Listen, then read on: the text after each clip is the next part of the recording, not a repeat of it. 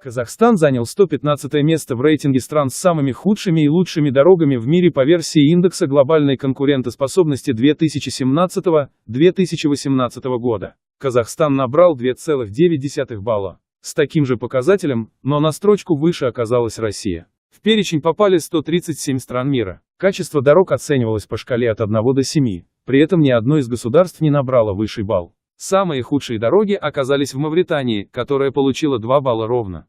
За ней следует Демократическая Республика Конго и Гаити, набравшие по 2,1 балла. 4 и 5 место у Мадагаскара и Гвинеи соответственно, дороги обеих стран оценили в 2,2 балла. Далее следует Йемен 2,3 балла, Парагвай 2,4 балла, Украина 2,4 балла, Мозамбик 2,5 балла и Молдавия 2,5 балла. Лучшими в рейтинге признаны Объединенные Арабские Эмираты 6,4 балла, Сингапур 6,3 балла, Швейцария 6,3 балла, Гонконг 6,2 балла, Нидерланды 6,1 балла, Япония 6,1 балла, Франция 6 баллов, Португалия 6 баллов, Австрия 6 баллов, а также США 5,7 балла.